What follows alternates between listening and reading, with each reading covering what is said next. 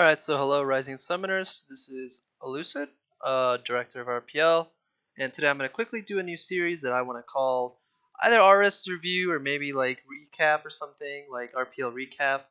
But for now, I'm not really sure, so I'm just going to kind of try to cover what I want to cover, and then maybe you guys can give me some tips on what I would need to do better, because these videos, as of right now, from my understanding, will be kind of long, maybe 10 minutes-ish, but hopefully, they're kind of satisfying to watch and, trying to like get in-depth analysis of what's going on.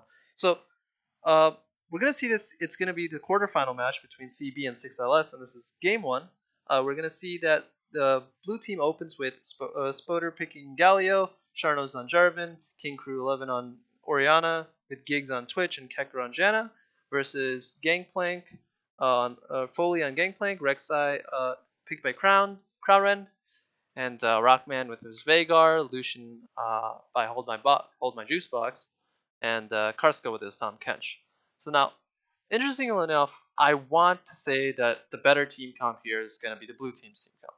Now, I'm not saying that red team lost in draft, because that would be absurd, because there are ways where they can abuse their win condition to a degree and pull off a win, but from my current understanding, that blue team just has a fundamentally stronger team fight. They have a stronger disengage. They just have everything they need to kind of prevent red team from snowballing onto them. Now, unless they get solo killed in lane, that's unfortunate. But blue team or red team does have kind of the luxury of playing the globals, and that really allows them to kind of set up themselves and get the game rolling if they need to. But they never have to truly participate in a team fight. But as we watch, we'll see how things happen and shift throughout the game. So stay tuned for the rest. Okay, and then we're quickly going to transition to play, which I really got surprised by, because I normally would like to give credit for skill, and Jarvan read this gank perfectly. But what really surprises me is here that, if you saw correctly, let me quickly replay so people can catch. Okay, so watch Jarvan, how he plays it. Jarvan does a trick that most people I know, even at higher elo, don't understand. Or when I used to play like at Platinum 1 and stuff and like D4 MMR, they don't understand this trick, and this is a really fundamental play on Jarvan that was kind of core and kind of transformed how to play Jarvan a little bit in like the world stages. So I don't remember the exact guy, but I think he was a Chinese jungler, and he was really good at using it.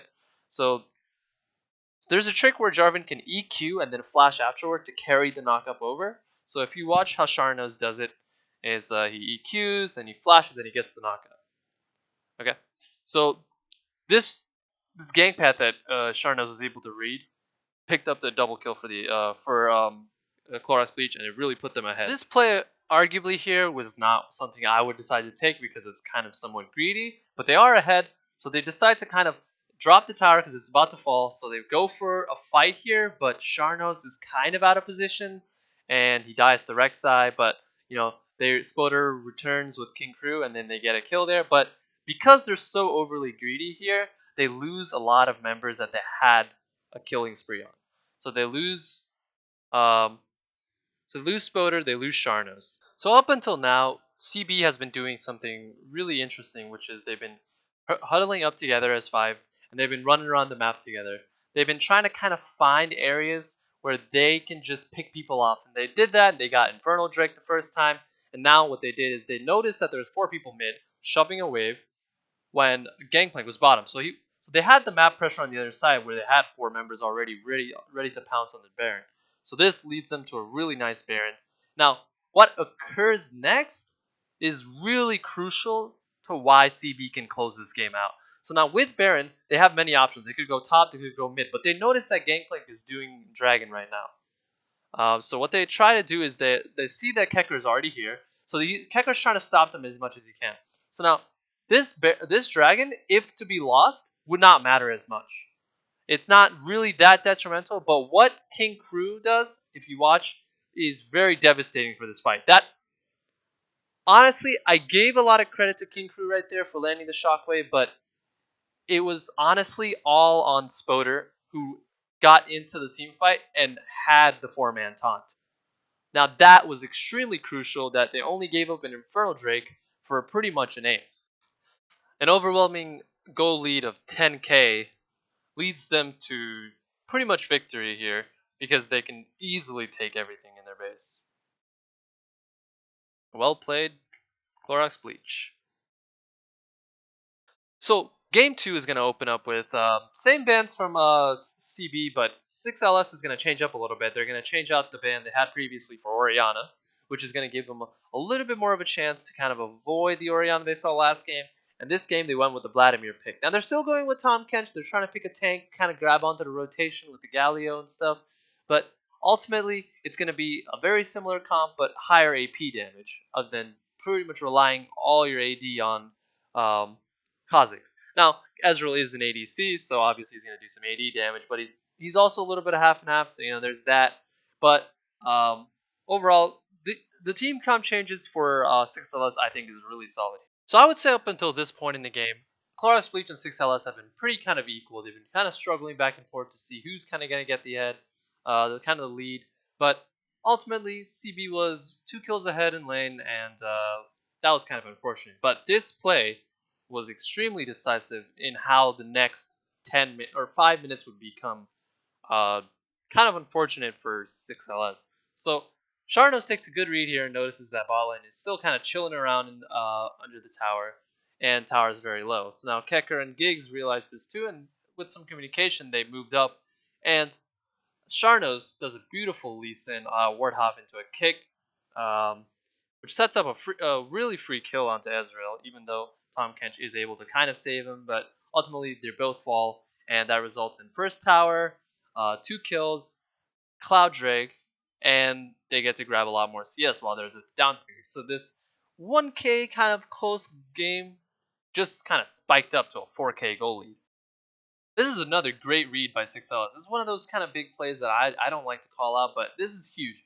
Now, you're wondering, oh, he just gets 1 kill, but Kha'Zix right here, he's getting really strong now. He's gotten that kill on Lee Sin, that little bit of gold, and he just picked up a Lucian kill. It's kind of big. Now, problem is, mid lane, apparently 6LS was fighting, even though they kind of were losing, but then Crown Ren comes in, and then they pick up a couple kills here. But ultimately they're satisfied. They got the Lucian, they got the Thresh, they got this will give them a chance to kind of contest the dragon now. So this is somewhat big for them.